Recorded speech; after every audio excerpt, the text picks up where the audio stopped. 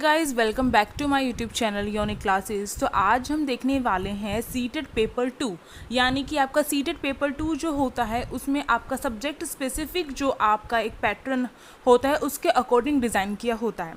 Exam pattern कैसा होगा सब कुछ डिस्कस करने वाले हैं और डिटेल सिलेबस यहाँ पर देखने वाले हैं एसएसटी का, यानी कि जो सोशल साइंस है आपका उसका। ठीक है, तो यहाँ पर हमारा जो सोशल साइंस का पोर्शन आता है पेपर 2 में वो आपका 60 नंबर का आता है। ठीक है, तो यानी कि 60 नंबर आपके कैसे डिवाइड होते हैं आप ये भी समझ लीजिए। जो 60 मार्क्स हैं आपके दो में डिवाइड होते हैं, यानी कि 40 मार्क्स का आपका कंटेंट वाला जो है, यानी कि आपके जो सिलेबस दिया हुआ है इस सिलेबस में से 40 मार्क्स का आएगा और 20 मार्क्स की आपकी जो पेडागोजी है वो पूछी जाती है।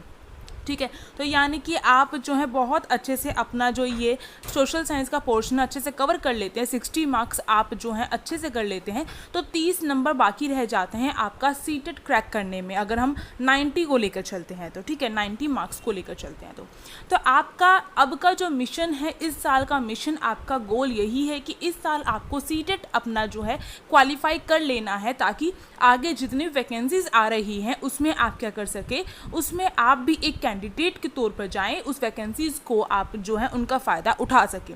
तो जैसे आपको पता होगा KVS, DSSS भी इन सब में सीटेड जो है पहले क्वालिफाई हुआ मांगा जाता है। तो इसलिए हम जो हैं आप सभी के लिए एक न्यू कोर्स स्टार्ट करने वाले हैं हमारे इस यूट्यूब चैनल पर, बिल्कुल फ्री है। वो है आपका सीटेड पेपर 2 का, और इससे पहले भी तैयारी करवाई गई थी और हमारे यहाँ पर सीटेड पेपर 1 का भी जो है आपको कंटेंट दिया जाता है।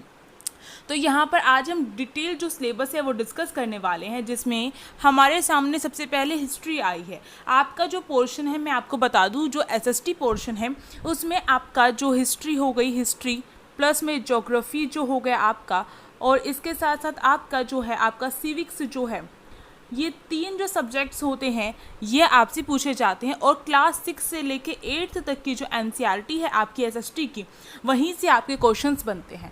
तो आपको अगर सिलेबस जो अगर जानना है और भी डिटेल में तो आप यहाँ पर देख सकते हैं। तो अगर आप 6 to 8 अपनी NCERT कवर कर लेते हैं तो बड़ा बेस्ट रहता है, और ये सारी जिम्मेदारी अब हमारी है। बस आपको हमारा साथ देना, लाइक करिए, शेयर कीजिए, और आप इसके साथ टेलीग्राम ग्रुप जो है सीटेड का उसे भी आप फॉलो कर सकते हैं, आप लिंक डिस्क्रिप्शन बॉक्स में दिया गया। तो अब सिलेबस की बात करते हैं। हिस्ट्री का जो सिलेबस है उसमें आपका कब, कहाँ और कैसे जो चैप्टर है वो आपका इंक्लूड किया गया है, या फिर ये कहूँ 6 to 8 की जो हिस्ट्री आपकी सारी की सारी आने वाली है। तो कब, कहाँ और कैसे में आपके कौन कौन से सब टॉपिक्स हैं आप स्क्रीनशॉट लेके इसे अच्छे से पढ़ सकते हैं। अब अगला जो आपका आरंभिक नगर है वो आप देख सकते हैं। आरंभिक नगर में हमें जो है हड़प्पा सभ्यता के बारे में देखने को मिलता है, और उसके बारे में जितनी भी बातें हैं वो सारी आपको देखनी है।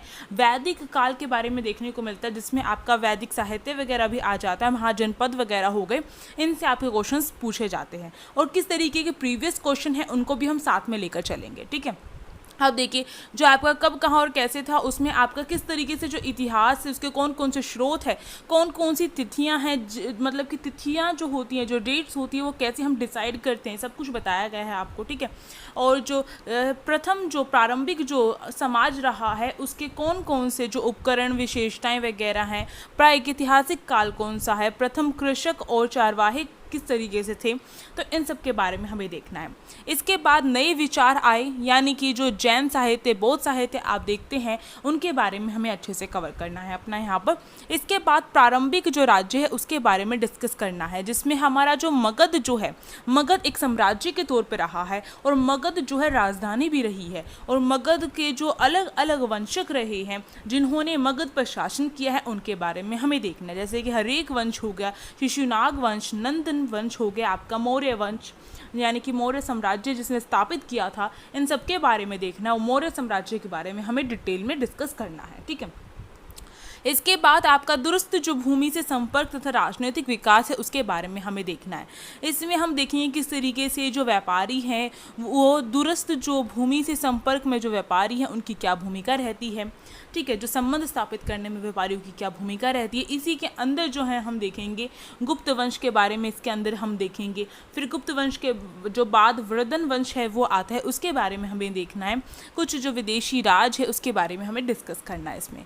फिर इसके बाद आपका जो संस्कृति एवं विज्ञान है, इसमें हमें देखना है कि लोह स्तंभ, ईंट और पत्थरों की जो इमारतें हैं, यानी कि इमारतों के बारे में हम यहाँ पर डिटेल में डिस्कस करेंगे। जो पुस्तकें वगैरह हैं उनके बारे में हम डिटेल में डिस्कस करेंगे इस वाले में। इसके बाद नए राजा और जो राज्य हैं उनकी स्थापना हुई थी 7वीं और 12वीं शताब्दी के मध्य, तो उनके बारे में देखना है, उनके राजवंशों के बारे में देखना है। दक्षिण भारत के जो प्रमुख राजवंश रह चुके हैं उनके बारे में देखना है। चोल राज्य जो है और चोल मंदिर जो है उसके बारे में देखना है। फिर चोल जो राज्य रहा है उसमें मूर्ति कला के बारे में हमें देखना है। चोल साम्राज्य का जो प्रशासन है किस तरीके का रहा है उसके बारे में देखना है। तो सब कुछ इसमें हम डिस्कस करेंगे। इसके बाद जैसे जैसे हम हिस्ट्री में आगे बढ़ते हैं, और आपको एक मैं यहाँ पर सजेशन देना चाहती हूँ, जब आप हिस्ट्री कवर करें तो आप जो भी आप टॉपिक कवर कर रहे हैं लगातार हिस्ट्री करिए, और बीच में अगर आप बोर हो जाते हैं तो थोड़ा सा स्किप करके आप दूसरा ज्योग्राफी उठा सकते हैं, या फिर आप जो है अपना सिविक्स उठा सकते हैं।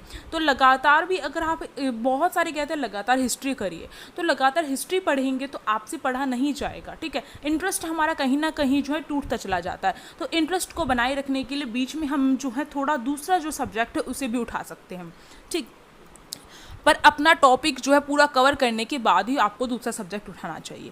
इसके बाद जैसे जैसे हिस्ट्री आगे बढ़ती गई वैसे वैसे हमारा ये इतिहास जो है वो रचित होता गया, और हमें लाइन वाइज सारी चीज़ें पढ़नी है। इसमें इसके आगे हमारा जो दिल्ली सल्तनत है उसके बारे में देखना है, उसकी वास्तुकला के बारे में देखना है, ठीक है। इसमें लोधी वंश वगैरह, खिलजी, तुगलक वगैरह ये सब आ जाते हैं इसके अंदर, गुलाम वंश आ जाता है, ठीक है। इन सब के बारे में हमें डिटेल में डिस्कस करना है। इसके बाद नए साम्राज्य का जो निर्माण है उसके बारे में देखना है, और नए साम्राज्य का जो निर्माण है किस किस के द्वारा हुआ, इसमें हम मेनली मुगल साम्राज्य के बारे में पढ़ने वाले हैं और उनके वंशज के बारे में पढ़ने वाले हैं, ठीक है। और इसके बाद हम देखते हैं जो सामाजिक परिवर्तन जिस तरीके से हुए हैं उसमें भक्ति आंदोलन का क्या महत्व रहा है, सूफी परंपरा के बारे में हम देखेंगे। तो नए जो सामाजिक परिवर्तन है वो किस तरीके से हुए हैं, उसमें किस किस का रोल रहा है, उन सब के बारे में हमें पढ़ना है। फिर क्षेत्रीय संस्कृति जो है इसमें हमारा जो चेर है उसके बारे में हमें डिस्कस करना है। जगन्नाथी जो आपका जगन्नाथी जो संप्रदाय है उसके बारे में आपको देखना है। लघु चित्रों की परंपरा वगैरह, बंगला भाषा हो गई, इन सब के बारे में देखना है। फिर हमारा कंपनी का जो शासन है वहाँ वो जो पोर्शन है वो आपका यहाँ से स्टार्ट होता है, और हम यहाँ पर इंडियन हिस्ट्री ही करेंगे क्योंकि 6 to 8 हमारी only and only Indian history है। और ये जो है कंपनी की जो शक्ति की जो स्थापना किस तरीके से हुई है उसके बारे में हमें यहाँ पर पढ़ना है। किस तरीके से ईस्ट इंडिया कंपनी भारत में आई, किस तरीके से पलासी का युद्ध हुआ, किस तरीके से एक जो ईस्ट इंडिया कंपनी जो व्यापार के लिए आई थी उसने जो सत्ता है उसमें भी अपना जो हाथ है वो बढ़ाना चाहा और वो बढ़ा भी पाई। उस सब के बारे में हमें देखना है किस तरीके से ईस्ट इंडिया कंपनी जो है हमारे जो सरकारी कामकाज है उसमें दखल देने लग गई। ये सब कुछ हमें यहाँ पर देखना है। और इसके बाद हमारा जो ग्रामीण और आदिवासी समाज है और जो उपनिवेशवाद जो रहा है उसके बारे में हमें देखना है, जिसमें हमें रेतवाड़ी जो व्यवस्था होगी, बंदोबस्त हो गया, ठीक है, कंपनी का।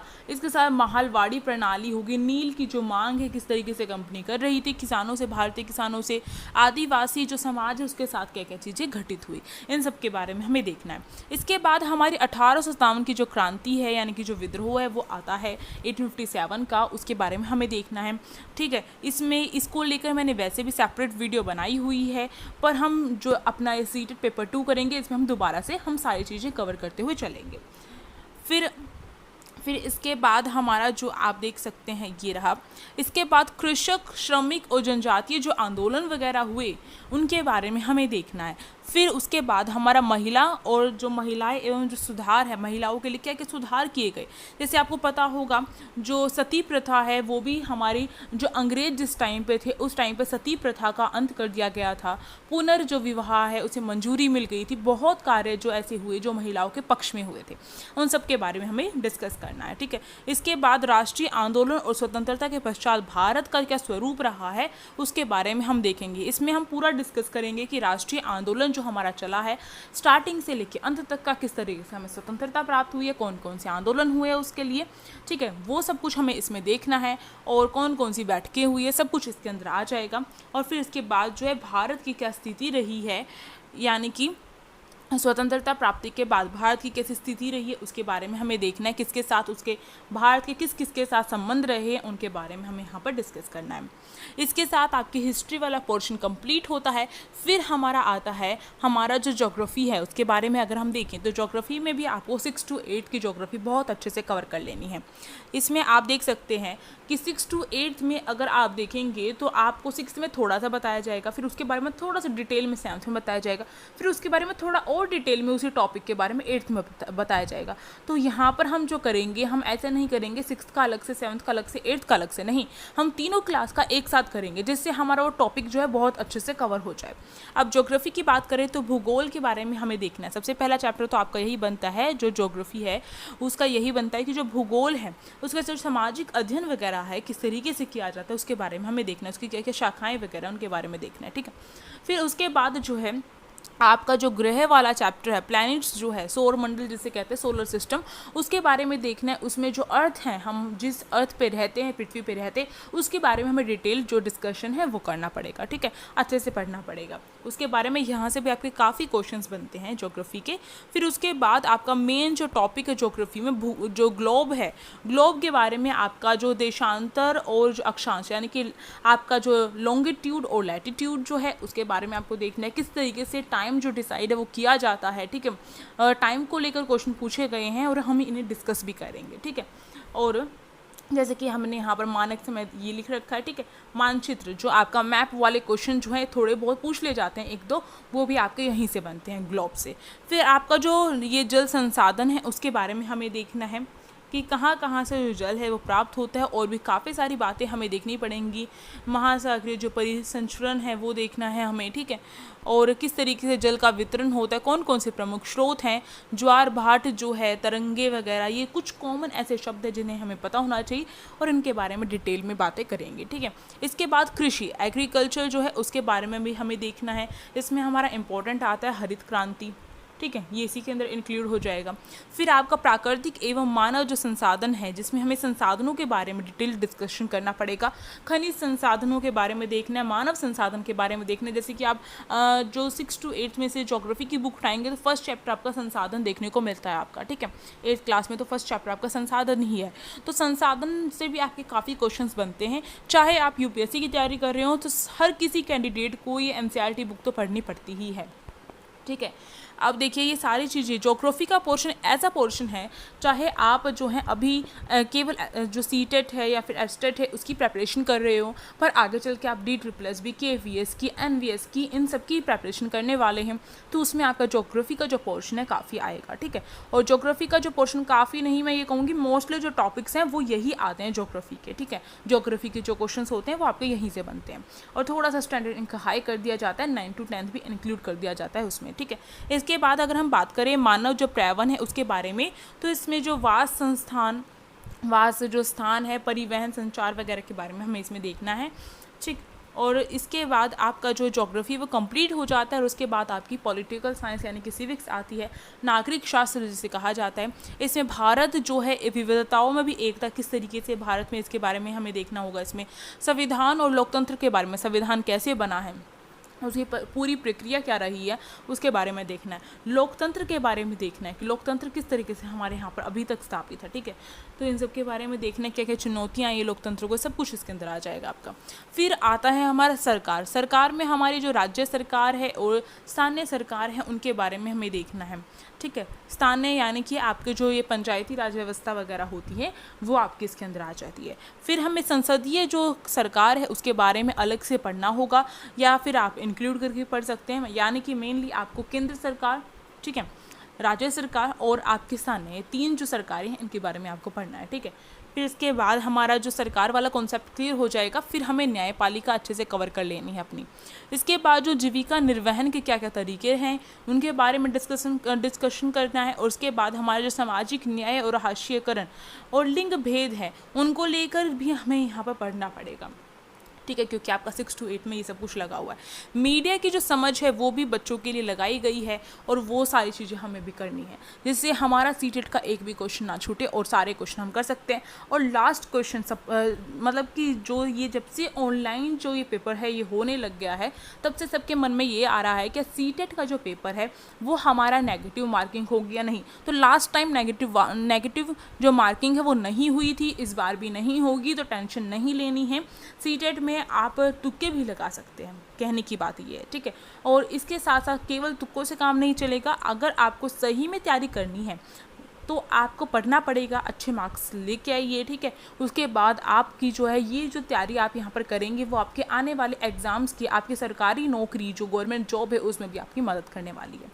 तो इसी के साथ हमारा जो यहाँ पर हमने सिलेबस डिस्कशन जो है अपना कवर कर लिया है। तो आई होप आपको ये वीडियो अच्छी लगी होगी। और अगर बेस्ट बुक की बात करूँ तो बेस्ट बुक जो है आपकी, अगर देखिए तो कोई और बुक नहीं है। जितनी भी बुक्स बनती हैं, जितनी भी मार्केट में बुक मिलती हैं, वो सारी की सारी आपकी कौन सी होती है, वो सारी की सारी आपकी NCERT बेस्ड होती है। और जो NCERT बेस्ड नहीं है वो बुक हमारे लिए फ़ायदेमंद नहीं है। तो इसका मतलब आपको NCERT तो रीड करनी ही पड़ेगी, ठीक है। और इसके साथ साथ आपको थोड़े एडिशनल यानी जो भी टॉपिक NCERT बुक में है उसके बारे में थोड़ी सी और जानकारी ले सकते हैं, और वो सारी जानकारी हम आपको देंगे। और इसके साथ साथ आपको प्रीवियस ईयर जो क्वेश्चन पेपर हैं वो आपको सोल्व करने पड़ेंगे, ठीक है। प्रीवियस ईयर क्वेश्चंस जो हैं वो आपको सोल्व करने पड़ेंगे, जिससे आपको आइडिया लग जाएगा। और मोस्टली टाइम ऐसा देखा गया है कि सीटेट में मोस्टली क्वेश्चन जो होते हैं प्रीवियस ईयर से उठा के सीधे एज इट इज़ दे दिए जाते हैं। और जो बच्चे सीटेट को बिल्कुल हल्के में ले लेते हैं और सोचते हैं तो कुछ नहीं हम कर लेंगे, और फिर उनका सिलेक्शन नहीं हो पाता है, क्वालिफाई नहीं हो पाते हैं, और उनके सामने वैकेंसीज आती हैं, चली जाती हैं, और वो कुछ भी नहीं कर पाते हैं। तो ऐसे बच्चे बनने से अच्छी बात है कि आप अभी से तैयारी करें, पढ़ें अपना, क्योंकि एग्ज़ाम आने में काफ़ी टाइम नहीं है। दिसंबर में एग्ज़ाम है, तो उससे पहले आपकी पूरी तैयारी होनी चाहिए। और हम इस तैयारी को आपकी क्या है, हम आपकी तैयारी करवाने में आपकी मदद करेंगे। तो अगर आप हमें सपोर्ट करना चाहते हैं तो आप इस वीडियो को लाइक कर सकते हैं, शेयर कर सकते हैं अपने फ्रेंड्स के पास, और सब्सक्राइब कर सकते हैं हमारे यूट्यूब चैनल को। और इसके साथ साथ हम सीटेट पेपर 1 की भी तैयारी करवाते हैं, उसका लिंक डिस्क्रिप्शन बॉक्स में दिया गया, आप जाकर चेक कर सकते हैं। और साथ ही साथ आप क्या कर सकते हैं, हमारे टेलीग्राम ग्रुप को ज्वाइन कर सकते हैं, लिंक डिस्क्रिप्शन बॉक्स में। Thank you for watching this video.